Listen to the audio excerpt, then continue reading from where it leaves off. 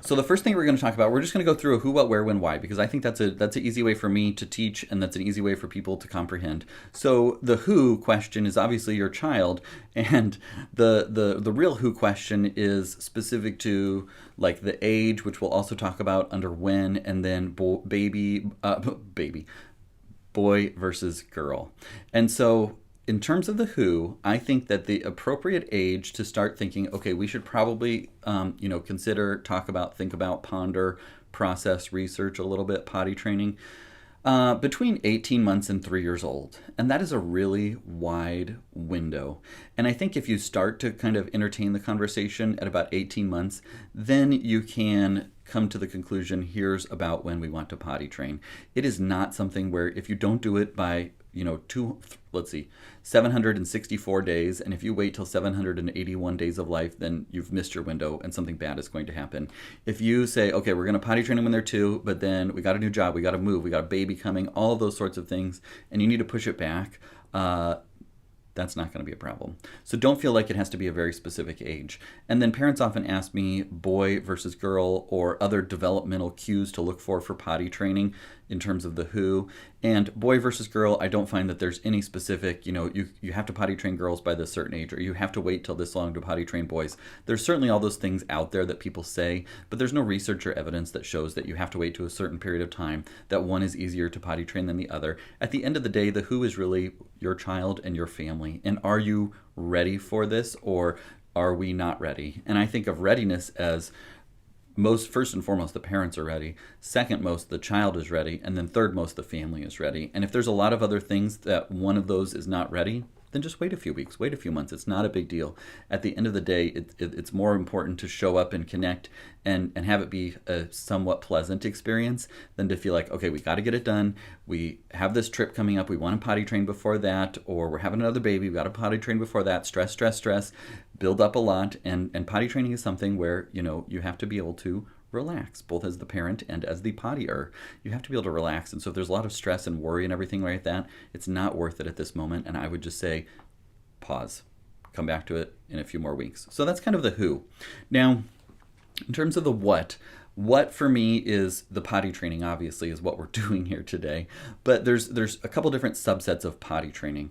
Now, there's pee, there's poop, and there's overnight.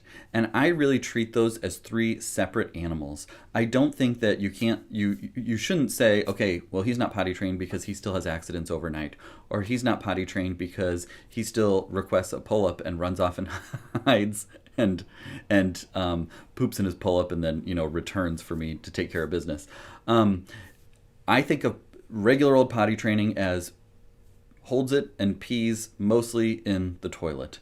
And sometimes we have accidents, but the vast majority of the time we're able to pee. Now, that doesn't necessarily mean we don't have to do prompts and all of those sorts of things. So I don't think that you have to associate, okay, we're potty trained because we pee on our own without being told. We poop on our own without being told.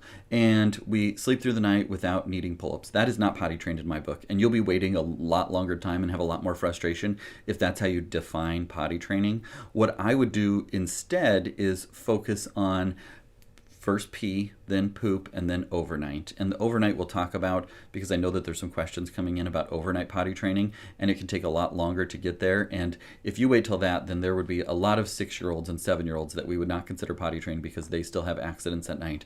And that's totally a separate beast, and hopefully that gives you some peace of mind.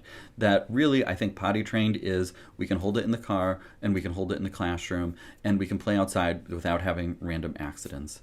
And if we can do those things, then I would consider you potty trained or nearly there. And then at the end of the day, there's really not that much that I worry about or not that much that we need to attend to between getting to that point and then getting to, okay, he's fully potty trained. He runs in and goes to the bathroom. I don't even know when he goes potty because he just does it on his own. He flushes. He does all those things. I can't tell you how many times he pees or poops per day. Like, you're going to be waiting a lot longer for that. So I would not consider that potty trained. I would take the pressure off of getting to that point and say, okay, can he hold it when we go on short car trips? Can he be in the classroom and hold it until, prompted by the teacher that it's time for a potty break? Or can he tell the teacher, I need to go potty? And then eventually, can we poop under the same circumstances? We need to poop, we go poop in the potty. So those are kind of the things I would just scale back your definition or your expectations of what it means to be potty trained, and then it will be much easier to hit those expectations, to hit those goals. So hopefully that makes sense and is helpful. Maybe comment below yes in all caps if that makes sense and if that redefines a little bit what you were thinking in terms of potty training, and hopefully makes it a little bit easier of a mountain to tackle, because instead of the really tall mountain of, pees and poops like a teenager, where we don't know when they do it and they just do it, and we don't have to talk about pee and poop for weeks at a time or months at a time.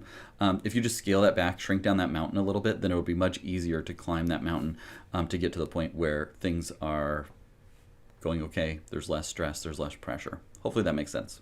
So who, what, where. So the where for me, the question that I get asked is, should we do a potty chair? Should we do like a toilet with an adapter? Those are really the two, you could do outside too. I don't really recommend like focusing your potty training on outside. The occasional outside pee and poop is fine, but I wouldn't like make that the priority, because then you have to teach them to go in the potty. I would pick either the potty chair or the toilet with the adapter. Now, for us, we're pretty no stress, lazy sort of potty training people in general. And so I usually tell parents that unless there's a really strong reason, just get the adapter for the toilet, because then you don't have to do the song and dance of taking the product of potty training and like trying to finagle it into the toilet and not spill or splash or any of those things. I would just make it easy on yourselves by doing the adapter.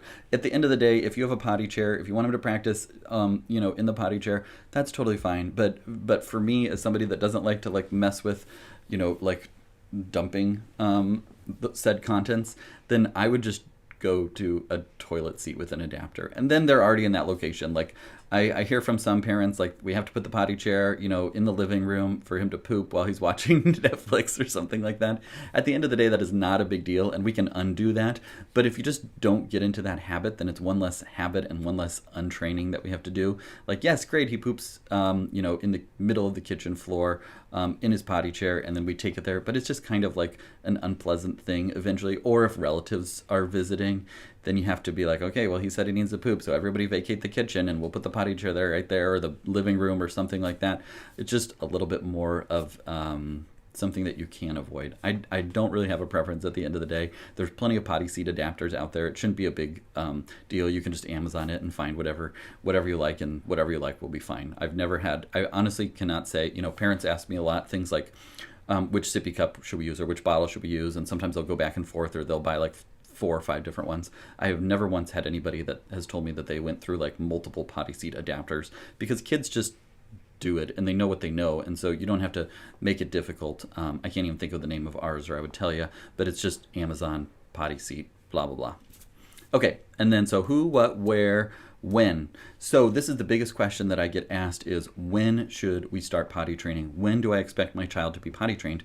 It varies by kid. Some kids walk at 9 months and some walk at 15 months, and both run and play on the playground just fine when they're 5-year-olds. Some children eat with a spoon at 12 months, and some eat with a spoon at 2.5. There is a wide variety of range for normal for potty training, and I don't think that you have to tie those developmentally. Well, he walked at 9 months, so he should be able to potty train early, or he talked and said such and such at an early age, so he should be able to potty train early. Those don't correlate together. It's a maturity thing, it's a understanding thing, it's a motivational thing.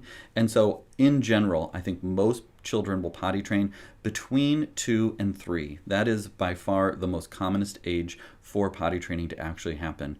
Now, there are some outliers that will potty train early, or some parents that are really gung-ho and want to do it at 15 months or 18 months or 20 months, and that is totally fine.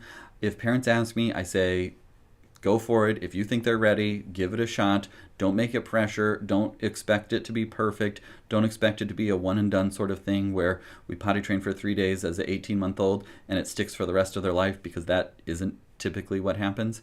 And at the same time, like for me, 18-month-old, like our 2-year-old Gloria, I would not want to, she's just nearly 2, I would not want to be saying, do you need to go potty? Do you need to go potty? Do you need to go potty? Let's go potty, let's go potty, let's go potty, like all day long before we move from activity to activity. And so that leads us to potty train at a later date. Usually our kids are closer to 3 or maybe even a little after 3 by the time that we get around to potty training. And I think for most of my families, when I see them for their 2-year checkup, they're not potty trained. When I see them for their 3-year checkup, they're either they are potty trained, or they're starting to talk about it, think about it, or they're getting there. And by the time I see them for their 4-year checkup, the vast majority are potty trained. And so somewhere in there is the right time for you and your family. And like I talked about earlier, there's a lot of different things that go into the timing of potty training. Now, you might be in the midst of getting ready to have a baby, because oftentimes parents will have another baby when their first baby is around 2 or 3. And so if you're having a baby, I would probably just wait, and not try and do it if they're on the earlier side. And you're like, oh, we're going to be busy with the baby and all the stress of that, and then potty training on top of that. For us, that would not be something that we would do.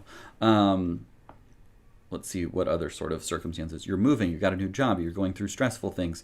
All of those different things can make it more difficult, and it's not something that you need to add stress and just say, hey, we're in the middle of this, let's also potty train and deal with that.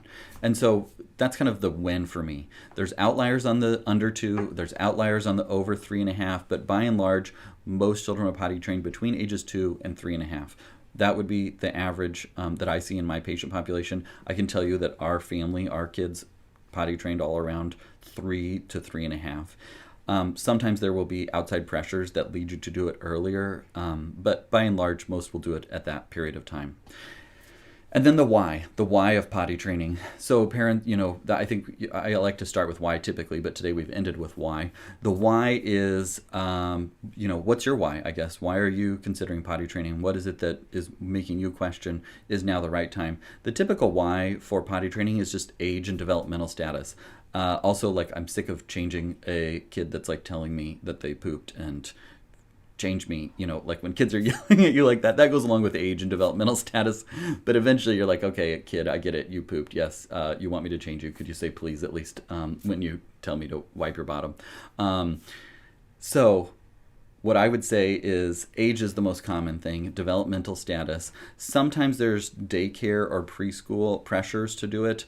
If that's you, comment yes below, because I often find that parents feel like they're alone and that their kid is the only one that's not potty trained. But the vast majority of kids that start daycare or preschool in that 2.5 to 3.5 range are not potty trained. So you don't have to feel bad or feel like you're the only one that doesn't have a potty trained kid. Most parents come to me and they say, hey, we got to potty train because they're starting preschool and they got to be potty trained before preschool.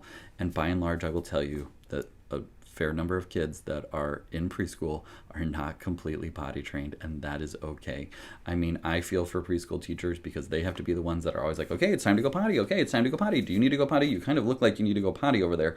Do you need to go potty? Let's go potty. And then dealing with separating them from their crafts and schoolwork and curriculum and painting and all of those things. So I can't imagine the pressure on that. So if you can get your kid potty trained nicely and take that off your preschool teacher's load, please do so. But I think by and large, preschool teachers expect the occasional accident and are prepared for that, are comfortable with that. It's probably not their favorite part of their job. I can't imagine that it would be. But I think they understand that and expect that, okay, they typically poop at lunchtime, preschool's in the morning, we're going to make a go of it, even though they're not completely poop potty trained, because the likelihood of it happening is quite low, and then we can deal with it if it needs to, and we can send flowers and chocolates and a thank you note to the preschool teacher if Jimmy tells us that he pooped at recess or something like that. Not the end of the world. Not a reason to say, well, we can't do preschool this year, we got to wait a whole nother year. We can usually make enough progress that is good enough for preschool. Hopefully that makes sense. What's your why? Why are you questioning or wondering, is it time to potty train? Another thing that I hear often is pressure. Pressure from in-laws, pressure from friends, pressure from perceived pressure from social media or play groups or school or those sorts of things, or keeping up with the Joneses. Those are all other reasons that will lead parents to say, okay, we got to potty train because I saw on Instagram this lady who has a video of her 14-month-old totally potty trained. We got to do that. Or, everyone else in the play group or everyone else in his class poops on the potty every time. We got to do that.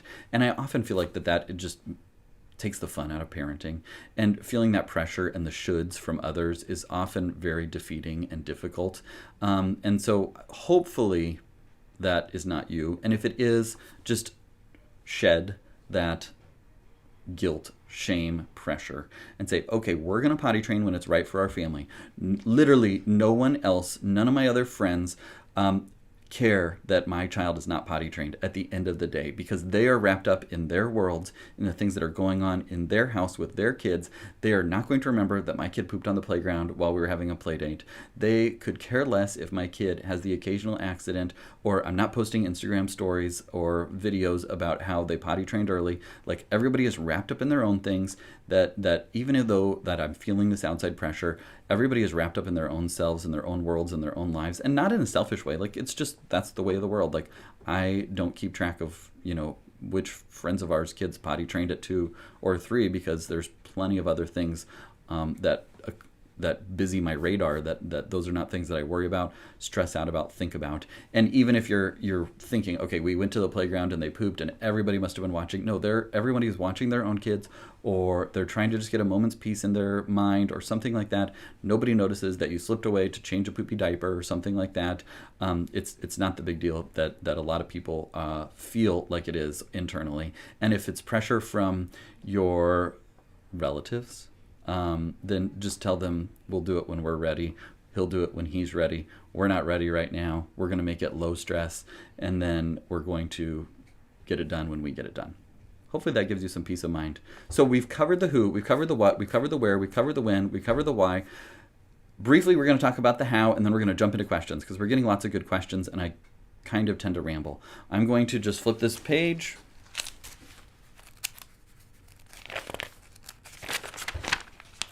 Oops.